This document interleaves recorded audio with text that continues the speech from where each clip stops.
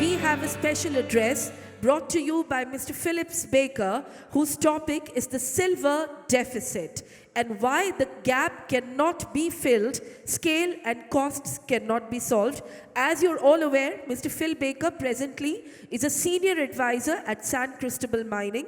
Till recently, he was the president and CEO of Gila Mining, whose industry-leading growth will make it the US and Canada's largest silver producer. Keeping the current socio and geopolitical situations in mind, I think this has to be one of the most anticipated addresses of the day. Without further ado, please put your hands up for Mr. Phil Baker. Just a little bit about my background. This is my 39th year in the industry. When I started, the price of silver was $5.46. In 2001, I became the president of Hecla, and the month I became president, the price of silver was $4.10. Amar mentioned that earlier today, and I was just struck by that. I've had the good fortune of having leadership roles within the industry. I was chair of the United States National Mining Association. Can you not hear me? I was chair of the United States Mining Association for 3 years. I've been chair of the Silver Institute on 2 occasions. And I traveled 30 hours to get here. And so why in the world would I do that?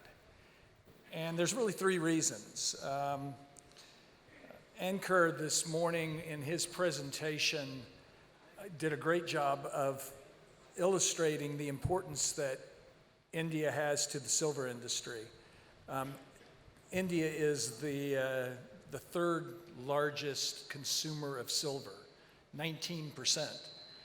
The United States is just slightly ahead at 20%, and China is at 26%. So there's really 3 countries that matter in the silver industry, and India is one of them.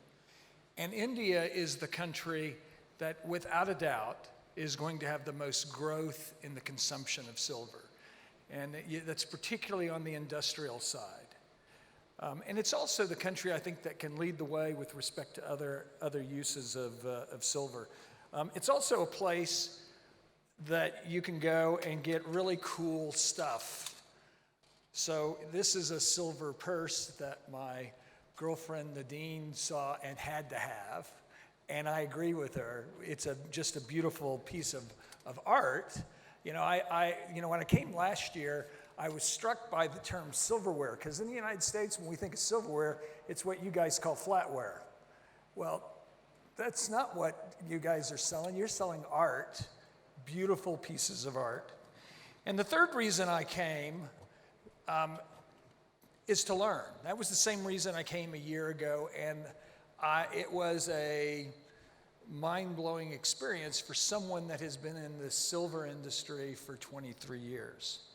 But in addition to learning, I've come here in order to also pass on some knowledge, and also to just illustrate the information that's available in the Silver Institute's Silver Survey. And so I would just encourage you, don't just put this on a shelf. There is a load of information that is meaningful to you to understand what's going on in the silver industry. And it's worth doing because there is a big deficit in silver, and that deficit is going to only grow. And what that means is, over time, the value of the product that you're selling, no matter where you are in the value chain, is going to increase. And so here's information that comes from this World Silver Survey about the deficit. And this was mentioned yesterday, but it's worth spending a bit more time on. The deficit over the last 4 years is, I see that my final slides didn't make the presentation. So one of the things that I learned coming a year ago that I forgot was that you guys talk in tons, and we in the United States talk in terms of ounces. So I had some slides where I put everything in tons. You're not going to get to see it. So, multiply or divide by 32,151 ounces, and that's how many tons that's represented here. So, does anybody know what the deficit is over the last 4 years? What was the deficit over the last 4 years? In tons. He doesn't remember. But 679 million ounces. So roughly half of what gets consumed in a year is now is what the deficit has been over the last 4 years. If you look at the supply demand, I'm not going to talk about the demand side of things. I'm going to talk about supply because as a miner, that's something that I know, and something that I know the miners will not be able to fill the gap that has come to be. So where is that silver demand? The demand is broken into these different categories. Today now almost 60% of all silver is industrial use. Investment use has actually gone down from 23 to 24. Last year it was about 20%. In 2024 it was 15%.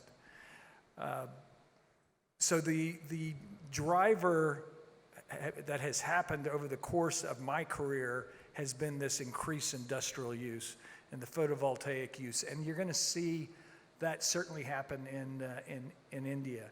But let's talk about the supply side. And silver is a very, very unique metal because most of the supply comes from not primary silver producers, but producers that are producing other metals, and it's a byproduct to what they produce. And I'll go into some detail on that.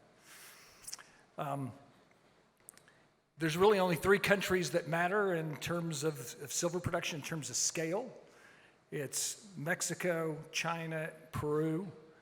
There's a few other countries that have large mines individually, but it's in terms of the big producers as countries, it's really these 3 countries.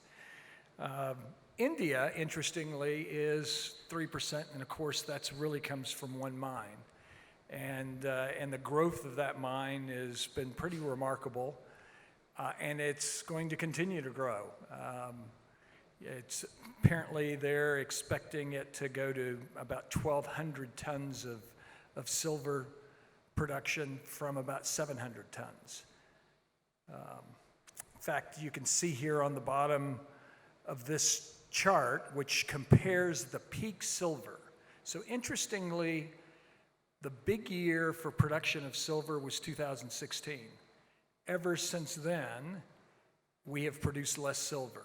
So this year we produced more than we did the year before. Next year we'll produce more than we're producing this year. But we're not going to get back to 2016, at least not anytime soon.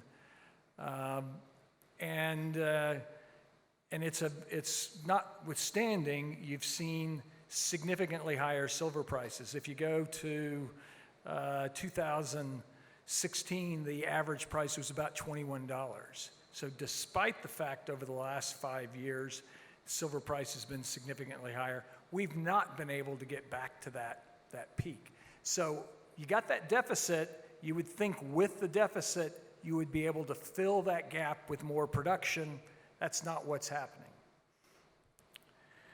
And why is that? Because, one of the reasons, besides it being a byproduct, is that silver mines are small. And this comes from the Silver Survey.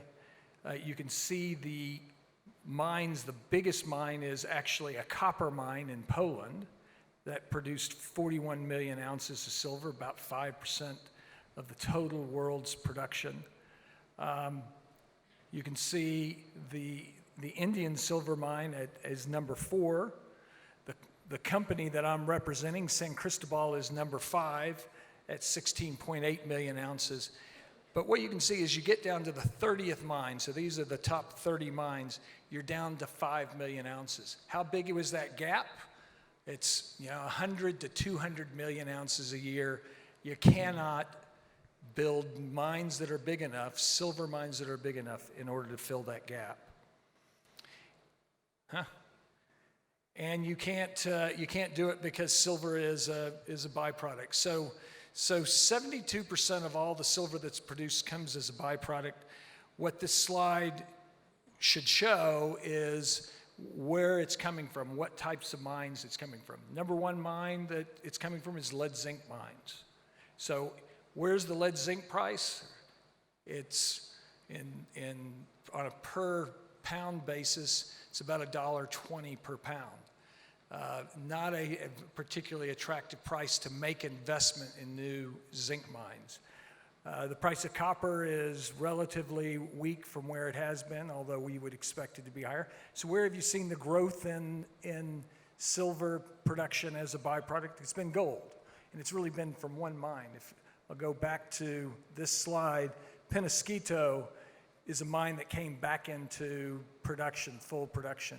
That's where you've seen growth in the byproduct for silver for gold. And then you have who the companies are. There's of the 20 largest producers of silver, only 5 of them are actually primary silver producers. So as a result of that, there is not you don't have an industry that with these higher silver prices, they're making the investment in the exploration needed for new mines.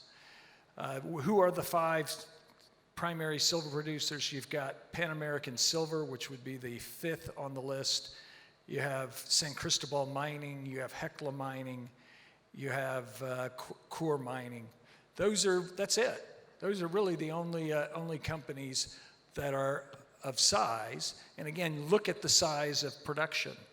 You're consuming and you're producing as an industry about 819 million ounces, and only 10 to 15 million ounces of production is coming from these silver companies.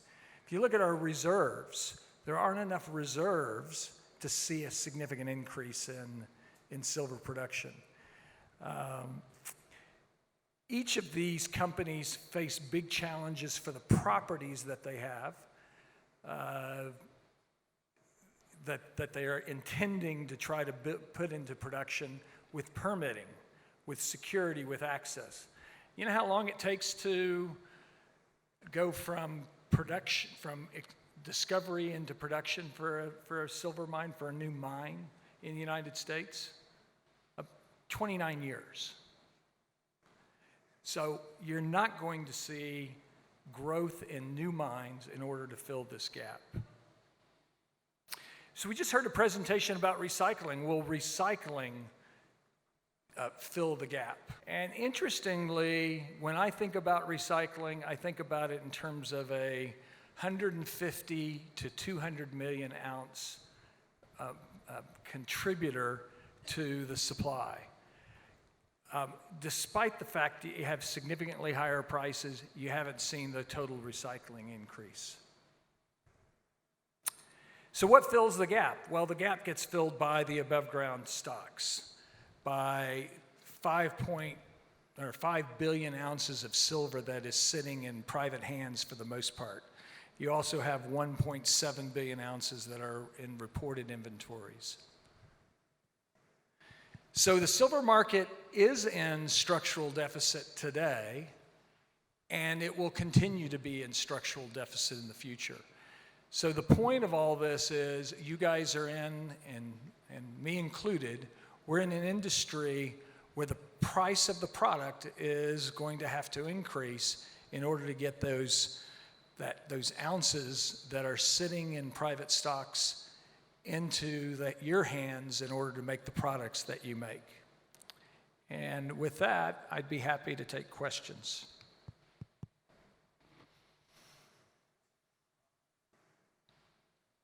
Deathly silence. All right, Michael.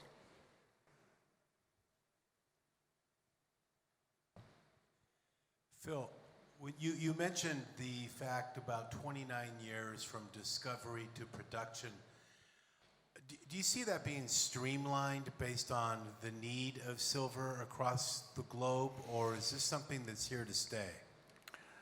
Sure, I think it's going to get better. It was mentioned in the last presentation about regulatory improvements that are happening. You certainly are seeing in the United States. There was a list of new projects that are under a new path for permitting, and two of those had silver exposure to them. So yeah, you're going to see things improve. You're also going to see things improve with a recognition of the importance of silver in the supply chain, as well as other minerals.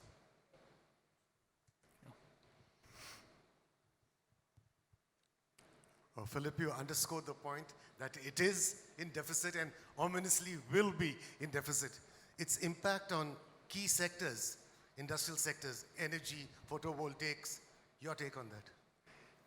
The impact of the deficit is that the product's going to end up being more expensive. That's ultimately the issue. Will there be substitution and will there be thrifting for the different products? Sure.